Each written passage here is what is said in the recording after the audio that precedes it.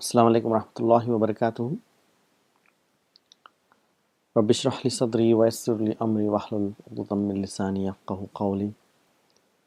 Inshallah, today we're going to summarize what we have learned so far, and we're going to use all the knowledge and try and understand and analyze certain sentences and make sense of it. So today's topic, I've kept it as sentences with fragments. So what is this fragments called in Arabic? It's called as Shibhu Jumla. So we're going to learn in detail, inshallah, what are these. So before we proceed, as usual, we're going to practice our pronouns. So we get stronger in these pronouns, inshallah, in following, maybe tomorrow or day after, inshallah, when we go to the pronoun section, it will be so easy for us to understand and go on. So let's do our pronouns, inshallah. Huwa, huma, hum. Hiya, huma, hunna. Anta, antuma, antum. Anti, antuma, antunna. Ana, nahnu. Huwa means he, huma means they both, hum means all of those men, hiya means she, huma means they both females, hunna means all of those females, anta means you, antuma means you both, antum means all of you men, anti means you female, antuma means you both, antunna means all of those females, all of you females. Ana means I, nahnu means we. So coming to sentences with fragments. So let's get used to the Arabic word. Sentences with Shibhu Jumla. So what is the Shibhu Jumla? If you remember what we said about sentences, it's a group of words that makes sense. However, there are certain group of words which come together but they don't make complete sense. Okay, this is what we call it in English as a phrase or a fragment. So let's give you some examples. If we say in the masjid, it does make some sense, but we need something more to make a complete sense of it. For example, say to the school, it does make sense, but we need some more information. On the table, from India. So all these are called fragments of a sentence or a phrase, or what do we call it in Arabic as Shibhu Jumla. It's the people who understand Urdu, it'll be easy to remember. Shibhu means shabahat, means resembles. It resembles a sentence. This is what Shibhu Jumla means. Shibhu Jumla. So that's to say, it is called a phrase or a fragment, and in Arabic we will call it as in Shibhu Jumla. This Shibhu Jumla, the phrase or part of the sentences, in Arabic you will find both in Jumlatul Ismiya and Jumlatul Fi'liya. So because we're learning about Jumlatul Ismiya, in Jumlatul Ismiya when you see this Shibhu Jumla, that will be the khabar for the mubtada. If you remember what we're doing about khabar in Jumlatul Ismiya, we've learned so far that the khabar can be one word, like Hada Baitun. This is a house, which ends with Damma.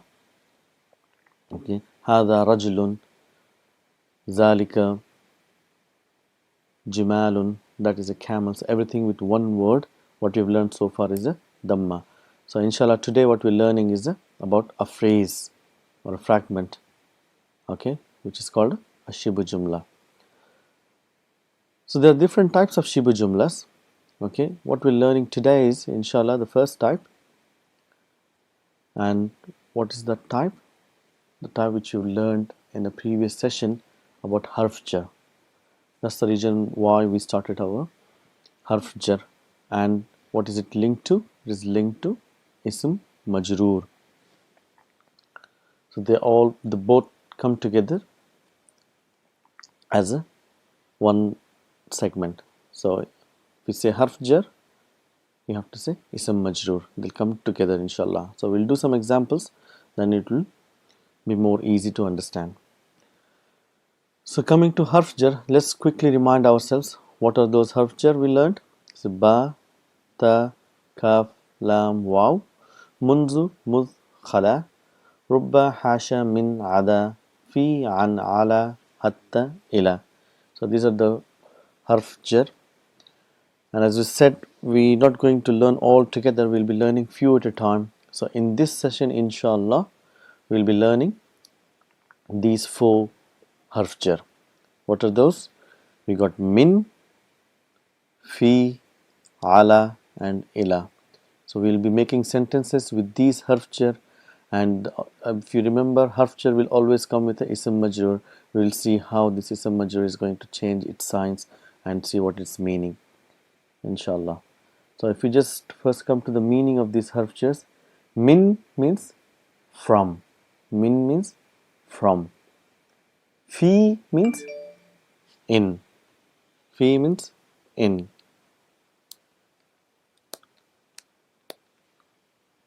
Ala means on. Ala means on. Ila means to. Ila means to. So min means from. Fi means in. Ala means on. Ila means to. So try and pronounce properly as well. Ala and ila. So they are different. It's not ala ila. It's ala ila. So let's do some sentences, inshallah. If we see here, we got a preposition fi. Fi means in. And we got a word on its own. As we remember, if you say natural state, there's nothing attached to it. It will have a dhamma. It's a baytun. It's indefinite noun. So how will it look when it comes with harf jar? So if you see here, you got harf jar. Then this baytun becomes baytin. Fi baytin. So they are linked together. Fi baytin. This combination is called harf jar ism majroor. If you see the majroor, sign of majroor is kasra, the tun becomes tin. Fi baytin. So that's what it's called harf jar ism majroor.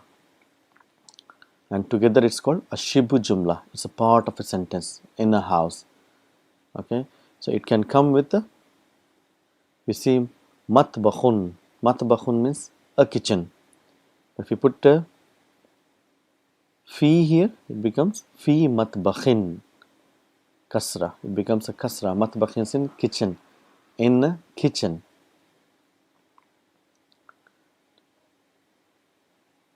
So if you do more, masjidun. So if you add ila, ila means to. So what will it becomes? It becomes ila masjidin. Harf jar ism majroor. Shibhu Jumla. Harf jar ism majroor. So let's see. Give another example. Baytun. So we did fi baytin. So if you say min means from. So if you're doing min baytin. So there's a little bit of pronouncing, a little bit of tajweed here. You say mim baytin. So mim and ba is pronounced together. Mim baytin. Baytun, min baytin. So if you say kitabun means a book. So ala means on. Ala kitabin. So this goes harf jar ism majroor. So they all come together.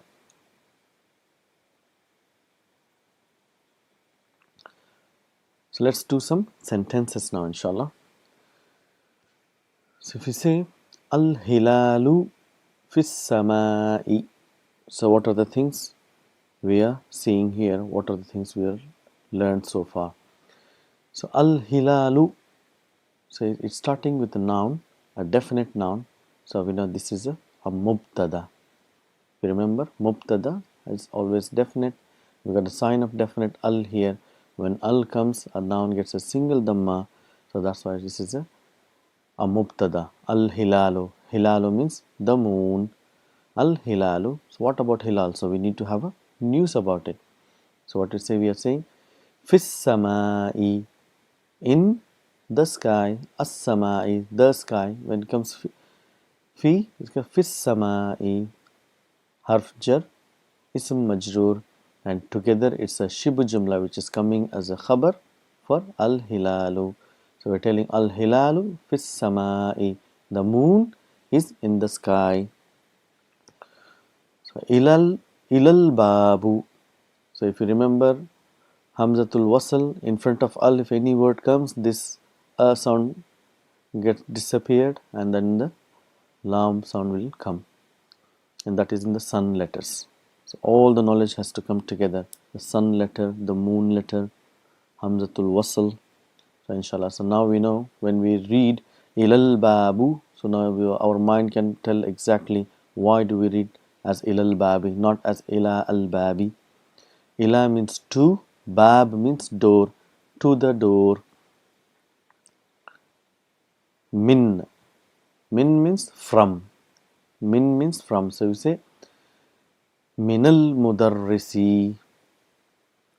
Minal mudarrisi, from the teacher. From the teacher.